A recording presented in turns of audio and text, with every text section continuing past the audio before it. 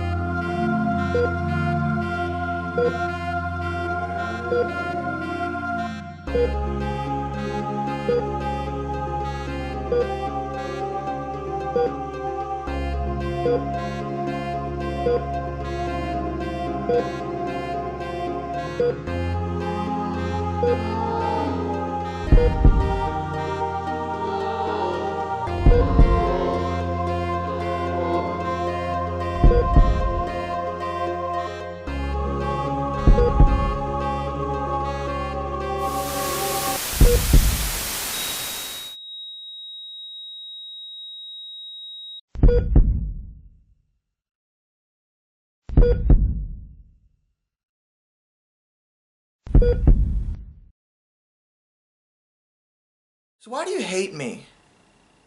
Or should I say, why do you hate me? I'm hilarious! I just lost like 80 subscribers from that. It makes me question why! So Final Fantasy VIII is a Final Fantasy game. And Final Fantasy is a very popular RPG series that I'm sure most of you are acutely aware of. Now here's the thing about Final Fantasy VIII. It's got a very mixed perception, especially these days. But I tell you what, I think it's a little unfair for me to go into this dragging it. You know, like, I could. Well, I could. There's a lot of things I don't like about FF8. My, favorite Final Fantasy is 9. And then when it comes to the PlayStation platform, I also really like 7. But 8 is like stuck in the middle, where it's like, what even is this? And even now playing it again, specifically for the review to get a fresh take, I'm like, what is this? It's just, what's the best way to explain this? Okay, to put FF8 in a word, when it comes to comparing it to not even just other Final Fantasy games, but even other JRPGs, you could call it experimental. Because FF8 is weird, really weird by RPG standards, and especially Final Fantasy standards. It goes against a lot of basic concepts that you will see in almost every other game in the whole series. I mean, it's not like Final Fantasy has ever been the same thing every single time. In fact, I think one of the nice things about Final Fantasy is that most of the series, not all, most of the series aren't direct sequels or even set in the same universe as the other games. So it presents the notion that Square can basically do something completely different every single time, but still make it an RPG, and still put a good story into it, and still make it fun to play. And for the most part, let's be real here, the vast majority of the Final Fantasy series is actually pretty good. Final Fantasy IX is one of my favorite games ever, and 7 is legendary. It established common things that would be used again and again from JRPGs going forward past it. The game is, legendary status. It's one of the big all-time must-play games ever, even for non-RPG fans. And that's just talking about the PlayStation platform. But again, 8 is on there too. It's also one of the main series games. It's not even like a spin-off like Tactics or something. So it's like, so what's with 8? Well, again, I want to try to be fair and constructive here because, to begin with, a lot of hate for 8, we're never going to get away with that this entire time, comes from, I don't want to blame any one person, but I do have this sneaking suspicion that a certain reviewer who doesn't do anything anymore, who may or may not be named after a piece of cutlery, might have had a little bit of a hand in creating this mob mentality that 8 is a terrible, terrible game. Which is annoying to me because there actually is a fairly vocal part of the fan base that really likes 8, and 8 does have a lot of good things to say about it. Yeah, it's weird and different, and in some ways I don't think it's nearly as good as a lot of the games in the series from coming from a personal perspective. But a lot of players used 8 as a jumping on point. You know, some people say this was their first Final Fantasy game. I'm sure that happened plenty of times. 9 was my first, so it's probably why I like it so much. You have this preconceived bias for the thing that got you invested in the series, so of course 8 is gonna have a hand in that and have a large amount of support behind it. So let's start with the positive aspects of the game before I talk into why I don't really care for it, and we're gonna slip into some more negative issues. And the negatives have to do with the overall mechanics of 8 as well as the plot. But, again, shifting to positives, let's talk about that. Visually, the game was excellent for its time. Now, I will be upfront and tell you that the footage is taken from the remaster of Final Fantasy VIII, which is less of a remaster and more of a, yeah, we made all the character models better, and that's about all we did. They also added a bunch of cheats to the game to make it easier, so if you just only care about the story, then it's easy to just blast through without even really trying. Sound design is also amazing. I honestly think 8 might have one of the best soundtracks out of all the Final Fantasy games, right up there with 7, 9, 10. I mean, there were many times during the game where the music got me involved in what was going on. Even if the plot was weird or strange or I didn't really fully grasp it, the musical tones are so appropriate and downright perfect for the scenes that they're used in that it gets an emotional reaction of the player. You feel invested just because of the sound design, and that's one of the beauty of the Final Fantasy games, at least the earlier ones. Newer ones, I don't really know, but I don't really care. I don't like them very much. But back then, 8 was still on top of the world when it came to that. So no complaints there. And in terms of a world view, I mean, the world is interesting. It doesn't make a lot of sense, but you know, I like the overall art design. The characters are modeled well. The battle system is still classic turn-based style. They also added some new ideas in terms of how limit breaks would work. They carried that over from 7, but this time some of the limit breaks, more than just like Tifa's, actually have little mini-games to go with them to do more damage as a result. It's an interesting feature that I wish I'd see more of in RPGs. It was interesting to see them toy with the idea of trying to make the player more involved with the action when it comes to turn-based combat, since let's be realistic, for the most part when it comes to turn-based RPGs, you're hitting a button and watching the character do a move. You don't really do anything else beyond that. 8 tried to remedy this a little bit, and I think that's worth praising. And the one good thing I can say about the story, while I find it hideously flawed, it does do a good job of building characters. See, this is both a positive and a negative, because from the get-go, none of the characters you can really latch onto in any real way. The only one I related to at all, and this is personal, was Squall, and most people won't do that, because I'm a very edgy person. I am Darkness the Curse, and I have a lot of issues.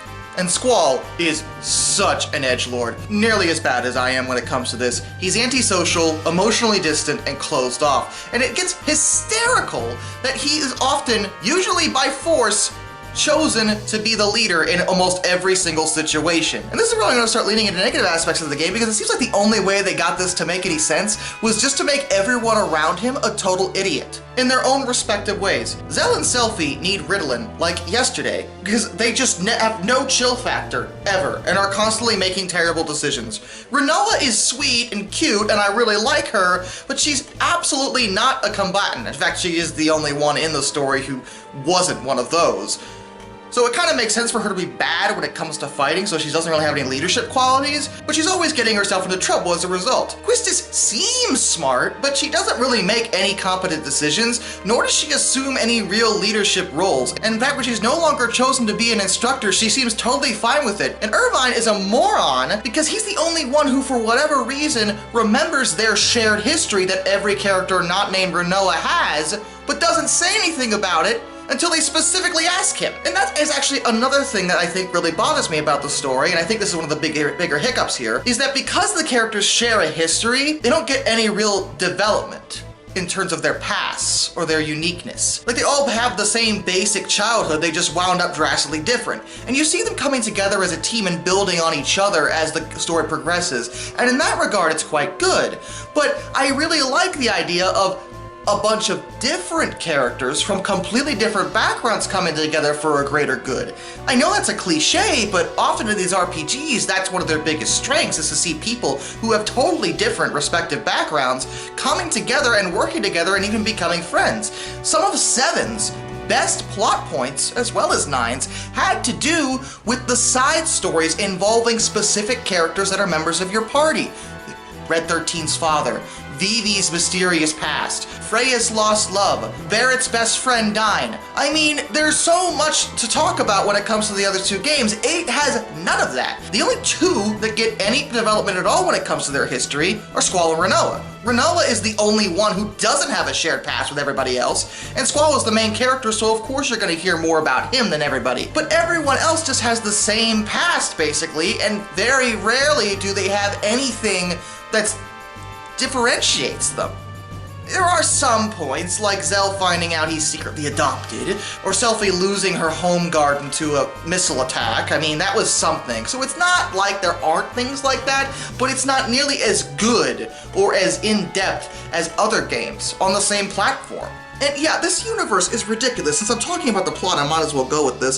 So, Squall is, well, he becomes a Seed, which is basically a special forces mercenary that is trained by Gardens. Gardens are like these homes for orphan children who are trained to fight and be combatants, which is weird. Like, so is this a world where, like, child soldiers are a normal thing and this is totally fine?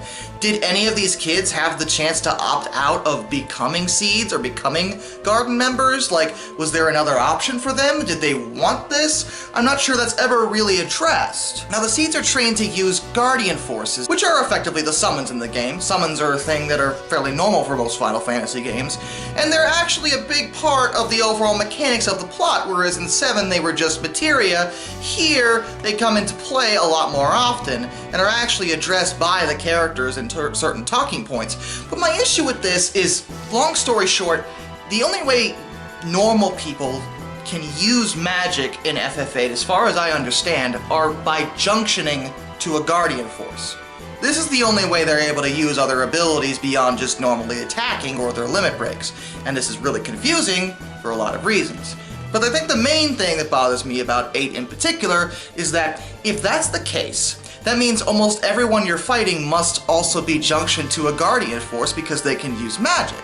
So if they're using magic, then why don't they use their, junctioned Guardian force to summon an unstoppable god and attack your party with their own respective force?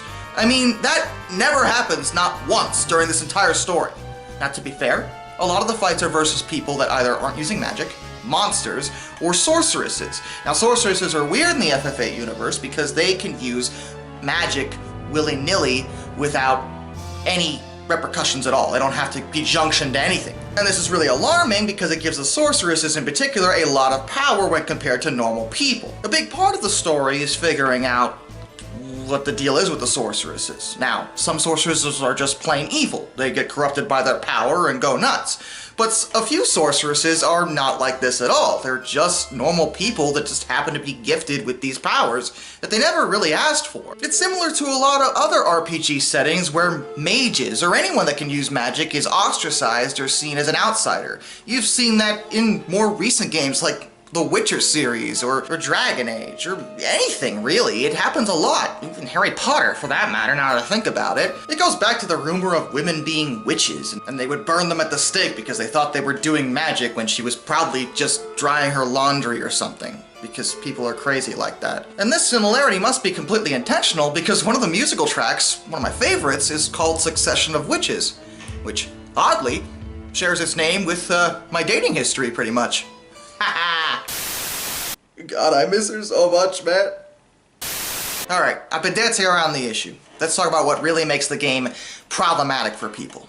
And it's partially the story, which I was just going over, but let's talk about it. The junction system. Okay, so what's this system like? Well, to begin with, magic doesn't work at all, the way it does in almost every other game in the Final Fantasy series, let alone other RPGs. For one thing, there's no mana meter. There's no MP, there's nothing like that. There's nothing like that. Magic is inventoried. Like 5 fires, or 5 Blizzagas, or 10 Ultimas, or whatever it may be. It's a stock of magic and a certain number of spells, and these aren't like scrolls or something like physical that you can sit there and count. Like, it's literally a number of spells, and I can never really wrap my head around, like, what does 5 fires even really look like in the grand scheme of things? This is never really addressed, it's just the way it works. So you have to draw the magic out of your enemies. It's an interesting idea because not only can you draw it, but you can also cast the spell immediately back at them. Sometimes this is useful if you don't have enough magic yourself. You can use the draw mechanic and draw the magic that way. But once you're out of a spell, you have to draw more. You'd think once you have a spell, you would then know how to cast it, so you'd always have it. That's why you have like a magic meter. But 8 doesn't work that way. Once you're out of a spell, you're out of it. Now, there are other ways to get magic, usually involving Guardian Force's abilities, because the Guardian Forces level up along with you too, and some of them can, like, craft magic and stuff, which is fine. It's just a weird idea to be having, like, an inventory of spells just in you? Like, what? It's such a bizarre concept to me. It's just not the way I would have done it, maybe. They might say, well, why not just not bother with magic and just stick with limit breaks and stuff? But to begin with, you obviously haven't played Final Fantasy because magic's fairly important generally in most battles. It does a ton of damage. I mean, it's an RPG. But another big thing is that even if you really wanted to go ham and just, you know, use your physical attacks like a moron, and you thought that might be doable because, oh, it's okay, I'll just grind up and level up and it'll be fine. No, it won't, because the level up system is basically non-existent. Oh, it's there. Your characters do gain levels, but not only do they gain levels sufficiently slower than in other Final Fantasy games, but the buffs and bonuses you get from leveling up mean effectively nothing in the grand scheme of things. They might as well not be there at all, because the most stat boosts you're going to gain and need are from junctioning magic to your characters. You can junction magic to pretty much every single one of your character's stats. Different spells affect stats in different ways. Like, for example, junctioning Cure to your HP will boost your HP. Things like that. And as you get more powerful spells, you get more powerful buffs. The Guardian Forces can also grant certain things like specific elemental weapon attacks. So you can junction, say, Thunder to your sword, and suddenly your sword is doing electric damage every hit. Things like that. I just gave you a super abridged version, but there are like 5 frickin' tutorials throughout the game for how to do this. One of them is like in the middle of the second disc for no reason. The system is in-depth and interesting and definitely unique, but it's absolutely over-designed. It without question needed to be streamlined because there's just so much to worry about, and there's so many different variations of things. Customization is nice, but when it's mandatory to progress in the game, I feel like that's a little unreasonable. Now, they did have the good sense to supply an auto feature to just, you know, hit what you want to focus your spells on, and the game will automatically put the best spells available for that particular option. But even then, I'm not sure whether it's a perfect system, because sometimes it puts spells in ways, because I checked, that were not at all optimal. Like, it's supposed to be optimal, but it wasn't. The game's not smart enough to know exactly what's best for you, so you really do need to be keeping track of it if you want the game to be good or, not fail miserably at it. You also have to worry about customizing your limit breaks and improving those throughout the game. And you'd think, well, what about, like, different weapons and stuff? Okay, about that. There's no equipment in this game. At all! Really, unlike a typical equip feature where you equip stuff like weapons and armor and outfits and things like that, FF8 has nothing like that. The only thing it has is the ability to improve whatever default weapon a character has. Now yes, you can get different items to build better versions of the weapon the character already had, and they'll use the better version of whatever weapon it was, but outside of that one feature, equipment has no bearing on the situation. Every single stat boost, every single thing you do, every way to make your party better, doesn't matter how much you grind, doesn't matter what level you are, it is all tied to how many Guardian Forces you get and how much magic you're junctioning. Period. End of story. So what I'm saying is that for such a customizable system, it is also surprisingly limiting, because you have to be focused on this in order to improve your characters. Yes, it gives the player more control over how your characters are going to evolve and play out, but I have to say I would have preferred a more standard system. I mean, the materia system in 7 was very simple, but it worked. There was customization there too, but it was clear, cut and dry. You always knew what was going on and never had to overthink anything, and there were different equipment options to choose, so you could customize your characters that way. It felt more like a typical RPG as a direct result, whereas 8 is doing something very strange, very, very over-designed, and way too complicated for its own good. Some people really actually enjoy it because, again, yes, it does provide a different level of customization to the character's stats directly, so you can boost specific stats with specific spells and focus on getting other spells that make those particular stats better, but you always have to worry about it. You're always constantly drawing magic. You're constantly trying to draw Guardian Forces. Yes, you can draw Guardian Forces or fight them, because like Sid in the game gives you a magic lamp and it has Diablos in it, which I feel like he could have said something more than just, oh, it's cursed, but it'll probably be fine, because I'm pretty sure giving teenagers a magic lamp with Diablos, Lord of Darkness in it, might have been something to say, been more specific about that. I beat him and got him, but it's you could have elaborated on what was inside of it. That's all I'm saying. And weird stuff happens like that all the time in this game's story. It never really seems consistent, like things just occur, where it's like all of a sudden the plot will just screech to a blinding halt while you have a rock concert? What is happening?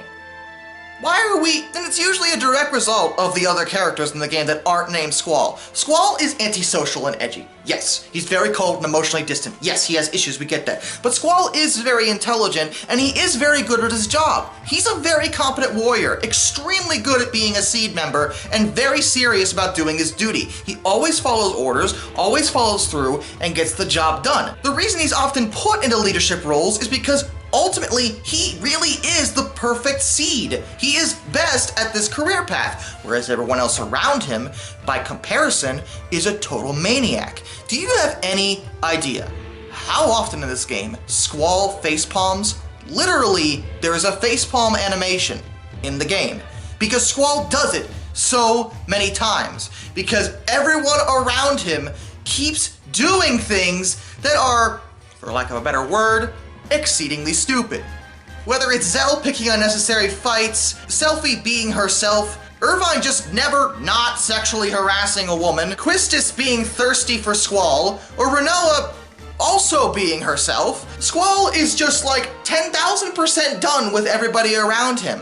And the plot is centered around the notion that Squall has to learn to open up and accept that his friends do care, even if they're a grand, unmistakable group of total idiots. And the story has its moments. There were heart-throbbing moments that meant something. Like I said, the music is great, and some of the characters, supporting characters, were actually very good, but I feel like it's hard to get behind the main cast. For one thing, there's just fewer of them, and when the only character I can really get attached to is a brooding, edgy jerk, me, just me, I feel like that might be kind of a hindrance. I've seen some people say that FF8 felt rushed, and I think the plot definitely could have used an overhaul. It needed to be workshopped a little more, flushed out a bit. There's a lot of stuff that happens in the game that's just never explained or really elaborated on, and then there's stuff like the time travel thing that really doesn't matter at all. Like they're all just forced to watch Laguna and his friends bumble around because this means something to the story. It really doesn't. Like at the end of the day, it means very, very, very little. You could have easily done this without doing the weird time travel thing, but you did. And I get that time travel is a big part of FF8's story because of what the final boss's ultimate goal is, but this was not the way to do it. And if you were gonna do it this way, at least have it tell Squall something important as opposed to a whole lot of absolutely nothing. Because Squall is tied to Laguna in a very direct way, and at no time during the flashbacks is this addressed. And I felt like that ultimately was way more important than just seeing Laguna flirt with a woman who he wound up not even being with in the end anyway. Like the only tie to the main story that plot thread had was establishing the origin of the love ballad for the game. By comparison, FF9, which also has a love ballad, is directly tied to Garnet's mother because it's a song she used to sing to Garnet when Garnet was a baby, and it's one of the only memories Garnet has of her real mom. So when Garnet's singing it, not only does it tie to the game's love story, but it directly relates to Garnet's lost history and where she comes from. Here, it doesn't relate to anything that's happening in the main story. It doesn't actually relate to Squall's origins really at all. Like you'd think whenever they realize who the ultimate threat is, they'd go and, I don't know, do anything to stop her.